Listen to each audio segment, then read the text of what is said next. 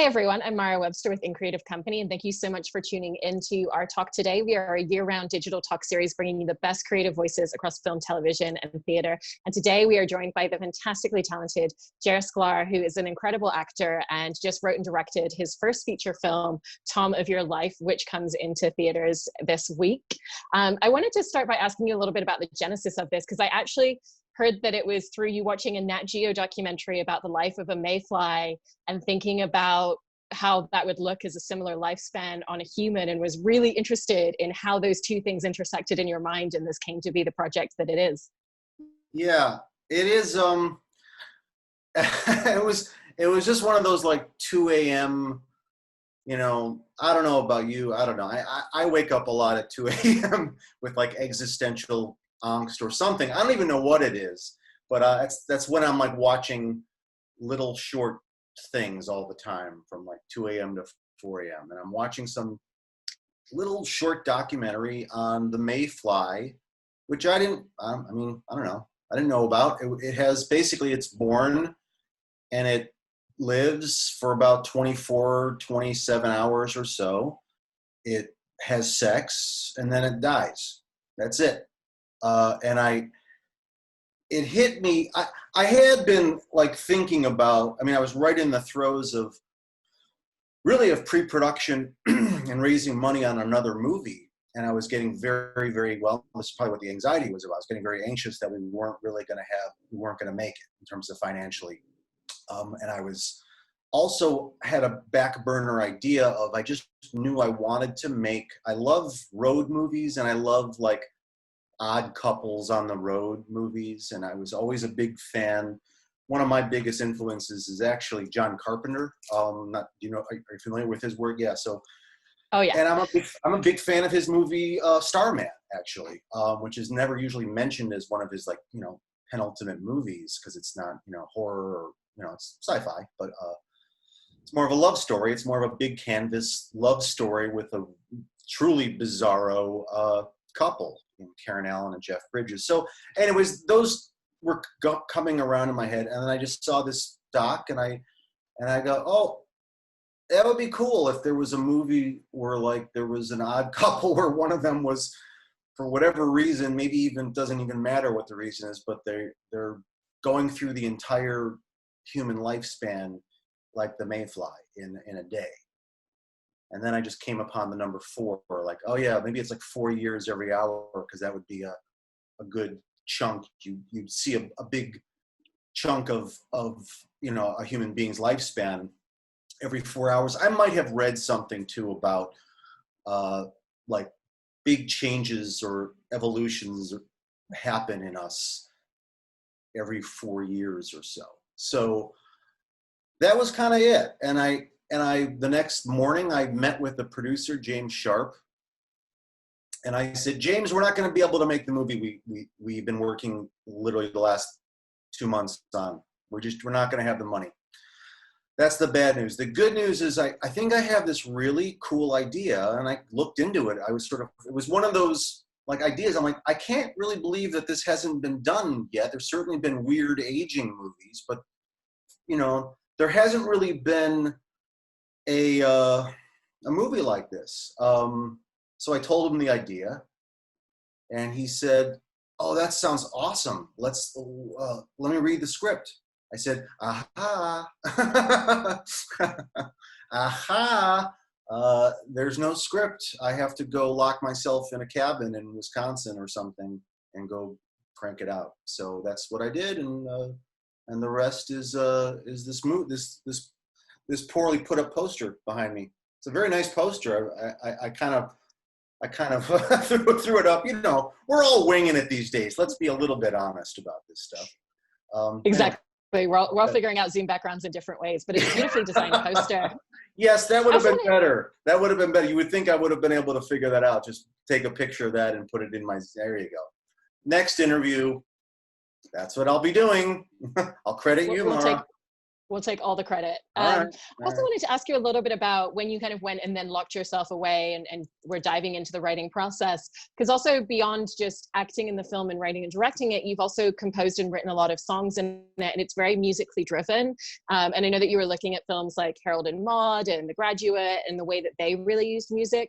And so I was interested in how that plays into the script writing process, and if you were starting to think about what that music was going to be that was really going to enhance the narrative as you wrote it.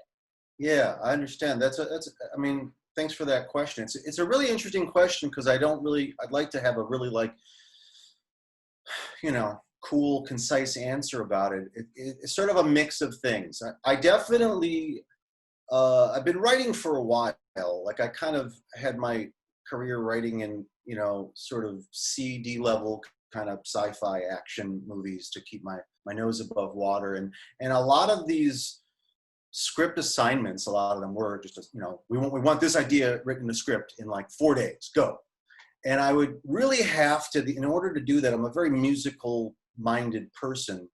And I've been writing songs and whatnot for years and years, and had a little band and tried, a little bit of that. But point is that whenever I would go write these movies, in quick time fashion or, really quick fashion and knock it out in a week or so, I would always be assembling like demo, if we had all the money in the world, I'd want this soundtrack. I'd want this song here and this song here. And sometimes I wouldn't know what would happen in a scene, but I would know the feeling of what would need to happen. And I'd find a great, Beatles song, or I'd find another song, that I'd really like to try to, be inspired by. Music really drives me creatively, even if I'm not, the greatest musician or singer or whatnot. I do love writing songs. I'm very inspired by other musicians. And the thought of writing and not, there was a song, I don't actually think I've talked about this much. I tried to reach out to Jeff Tweedy at first, because there was a song of his called, Jeff Tweedy's, from Wilco. I don't know if, it's a great band, yeah. Big fans of theirs. And there's a song of his called Hummingbird. That's off of an album, Ghost in the Shell, I forget. The album that has like the egg on it. And oh, yeah. Beautiful, yeah, it's a beautiful song. And there was this, his goal in life was to be an echo. And that lyric and that song, and combined with the Mayfly documentary, I don't know how these things come together. I'm very like blessed in that, like I'm able to kind of grab beautiful works from other people to inspire me, and then they kind of coalesce into something else. And I think that song was really, I wanted to see if I could get him really to write and do the music for the movie, and I just wasn't able to make that happen. But it is tricky. It's like, I don't know how that, some of these songs I wrote while I was writing the script. Some of these songs I wrote while I was shooting the movie. And would come home at night and chill out and go, yeah, tomorrow's song, boy, I really wish I could use the Beatles, Two of Us, for this kickball scene. But if there's no way, even if I was like a studio, I probably couldn't. So let me try to come up with a song that has at least, I don't know if it's like that song, but it just has that feeling to it. So there would be a lot of that going on sometimes, like, gee, I wish I could have the Beatles. I can't have the Beatles. So I'll pretend to have a song that's kind of like that thing. And I'll write it a little bit like that, or a Dylan song, or the band song. And hopefully I write it honestly enough where it comes out in a genuine voice and me, and not a pure, pastiche or imitation. It's for other people to decide, I guess. Yeah, no, that's wonderful. I also wanted to ask you a little bit about the way that you structured out the narrative in terms of the central character of Tom, who is the one that's obviously aging every single hour. Because one of the interesting things about the way that you've played it out is you've really thought about not just his age, but his experience of life within that day. So like there's a running bit where he keeps trying to open a Capri Sun, but he doesn't know how to because he's never experienced that, even though he's a grown up at this point. And so what was that process of figuring out, beyond just his age and how he would be behaving, what would he actually know at each point throughout the day? Yes. First, we got to address Capri Sun. I've never heard a Capri Sun, as they're called in Americanese, sounds so delightful. So sound like such an actual like aperitif. Are you English or Australian?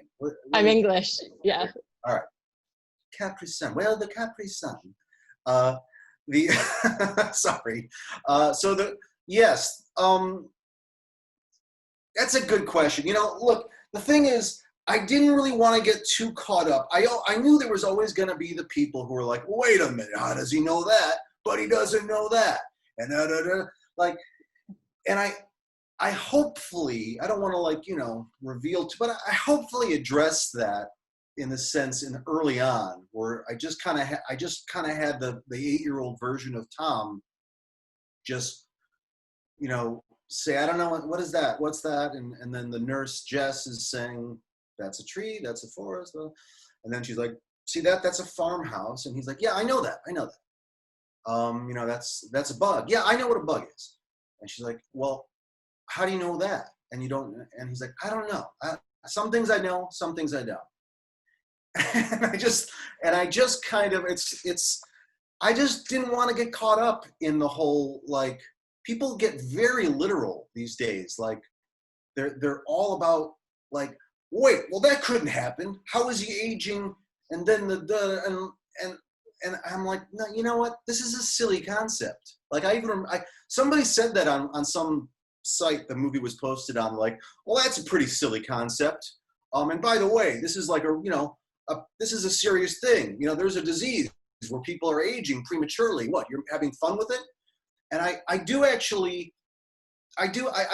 answered the guy. I said, well, first of all, you're right. It is a silly concept. There's no way this happens. There's no even, you know, but then again, they probably thought that about, like, I mean, Siamese twins when the first, you know, politically incorrect way of putting it. But when, I mean, weird things happen, and who knows? What's a black hole?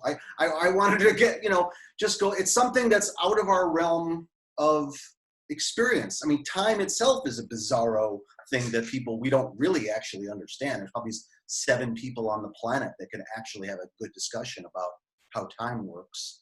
So I was just more interested in using this, you know, it's also why I announce it as a fable, like up front, like, this is a fable by a guy named Jer.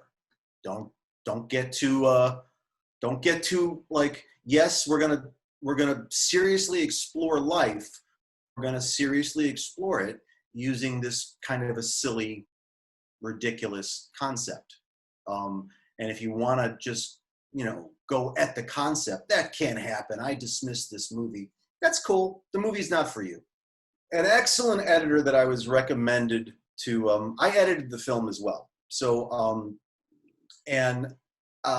but it was my first feature. I've edited a bunch of shorts, and I knew I really wanted a more experienced editor to really, like, you know, really take a look at it. So, a friend of mine recommended Gina Sansom, who was at the moment like the lead editor on the Kaminsky Method.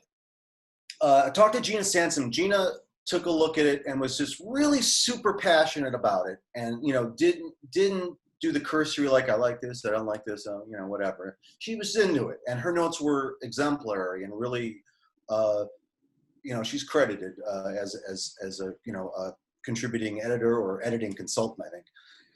And one of the things that she said that was key, quite honestly, to the success of the editorial process was, get rid of all of all of the what is that, unless it's moving the story forward, moving character forward, or it's just really fucking funny. Like really funny. Like it has to really hit. It can't be kind of funny. Like it's got to be gold. And that was great. That was totally right on. That was totally like, don't just get lost in like exploring life and like, no, it's got to move. This movie's constantly stay on the path. No, that's so interesting because it really does come across as very much being character driven than about what you said, like being in the weeds in terms of those details. And in terms of the character of Tom as well, you know, one of the challenges whenever you have more than one person playing the same character is making sure that all of their performances are on the same page. And you solve that 50% of the way by playing, you know, a large chunk of his life yourself, which is great. But I was really interested in the journey with the other actors playing him as well, because because I heard that you were casting initially for 8-year-old Tom, and then it turned out that the kid that you cast also had a 4-year-old and a 12-year-old brother. Yeah, that's true. This is freaky, actually. The Paul family. So Judah Abner Paul and Joshua Paul played Tom at the ages of 8 and 12. And we were having a very difficult time, as everybody is when they're casting for a child actor. It's really like, you know, you got to find somebody who can do it, but they're not really acty, you know, but they're professional. It's a very hard thing to find. And this is almost like there's so much good karma behind this movie. There's a lot of freaky good karma stories behind the making of this movie. It's interesting. This is one of them.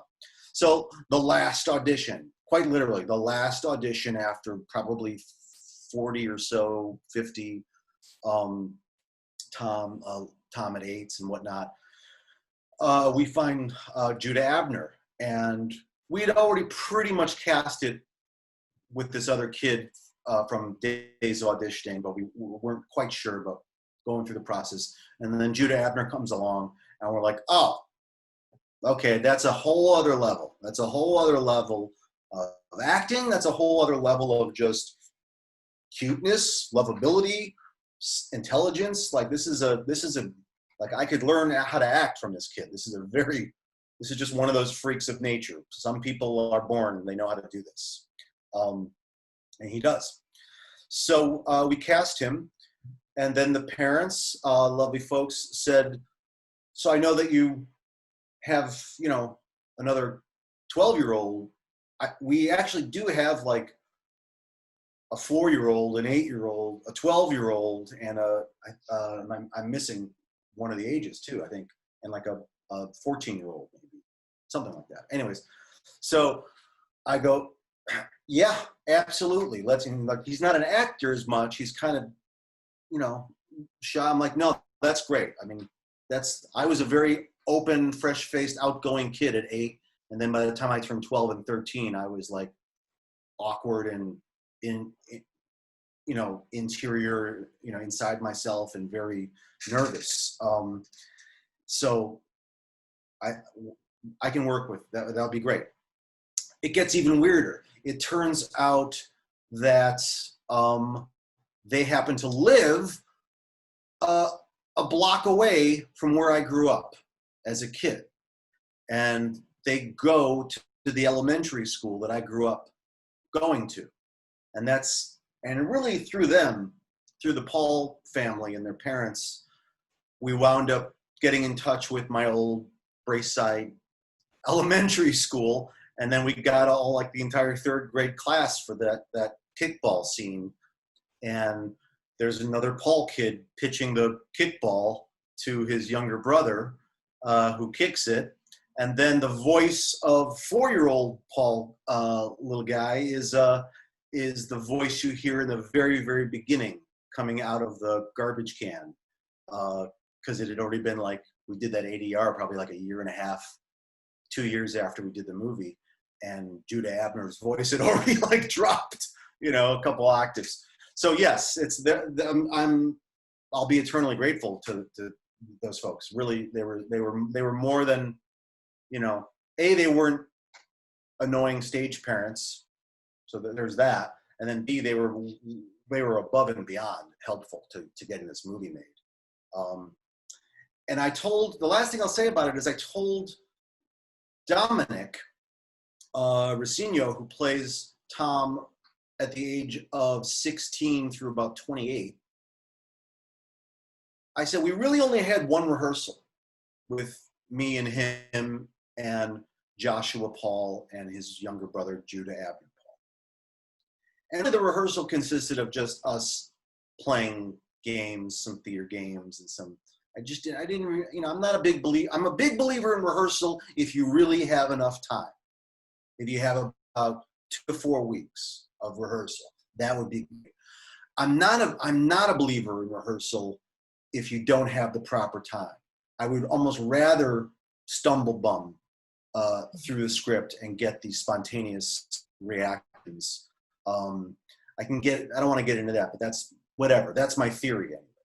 So I'm mixing it up with the kids, and after the rehearsal's wrapping up, I lean over to Dominic and I say, Dom, in terms of your character and my character and syncing all this up, just look to Joshua, the 12-year-old, the most, the 12-year-old version of the character. Just look to them, look to Judah Abner Paul. Base your character off of them. Let them be, I'm going to let them be them. Like, I'm not going to touch them. I'm not going to direct them, I'm going to take their lead. And you and I, it's our job to just watch them, watch their stuff that we shot, watch some of the video that was taken today of rehearsal. Just think about them. And whenever you feel like you're getting off track, just be Joshua. Yeah, no, because they're definitely, like you said, in the most crucial point of drawing audiences in. And then in terms of your own performance, it's such a unique challenge, the fact that you're aging about 70 years throughout the period of your time on screen. So how did you just navigate that entire process and think about the difference and the arc that you wanted in the way that you were playing him? Because even, when you're playing someone in their 90s, they move very differently to someone in their 30s, for example. So how did you kind of figure out what those details for each stage were going to be so that it wasn't just the prosthetics that were showing the aging, that it's your performance as well? Yeah, a few things. I think like I'm a guy I like to say I'm 39.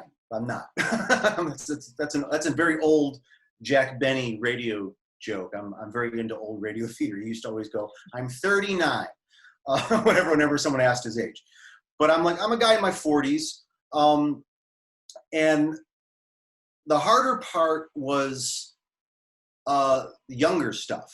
I mean, you heard a little bit from like all those guys who were in The Irishman about how difficult that was to, like, all right, got to keep moving, like, like, get your energy going, get your breath and get your, your movements just quicker and jazzed, or it was hard. So yes, there were things like, they pinned my friggin' head back to, like, bring my literally, like, had something like pulling my head back to then little fake hair things there and some prosthetic, and then just thinking about my breath, just sort of moving faster through just acty type stuff. And then as it, there's a large portion of the movie where I'm pretty close to that age. It's like you're in your 40s, 50s, 60s. Okay, so once it got into like 60s land, yeah, I honestly, I kind of looked at it like breath, like if there was some sort of, ball that was like moving through your bloodstream, and it's like, well, when you're young, it's flying around. It's like, it's really fast. And then it just kind of continues to sort of get a little bit slower in every kind of, and so that was a little visualization that I sort of used to remind myself, like, all right, what age am I? Okay, how how fast or slow is that, imaginary ball or whatever moving through my system, and tracking my reaction times to things. And I did okay. Sometimes I didn't. Sometimes I would go back in the ADR and be like, that was weird. Yeah, you just moved your head way too fast there, buddy. Like that's, or the way that came out. Can we do that line over again? Because that came out too fast. That just came out sounding too young. So it wasn't easy. But I'll tell you what was easy was sitting. The guy, David Ian Grant, who did the makeup. I mean, he's one of the lead prosthetic guys at the Lyric Opera in Chicago, and he'd only done like one movie before. And we knew, just like the kids, casting the kids properly, we knew if we didn't get the makeup right, we're done. It's not a real movie. Like it won't even be accepted as an actual real thing. No, that was so great. It's so interesting hearing how you approached it and how you thought about it in such an in-depth way. And I just want to thank you so much for talking so much about the film today. It's really wonderful, and it's been such a pleasure. So thank you so much, Jer. Thanks a lot. I probably talk too much. I'm very verbose, but what are you going to do when you're locked up in a pandemic? You like to hear yourself talk because there's not many other choices. Okay, thank you very much, Mara. Appreciate it very much. Enjoy the movie, everybody, if you get a chance to see it. I hope you will.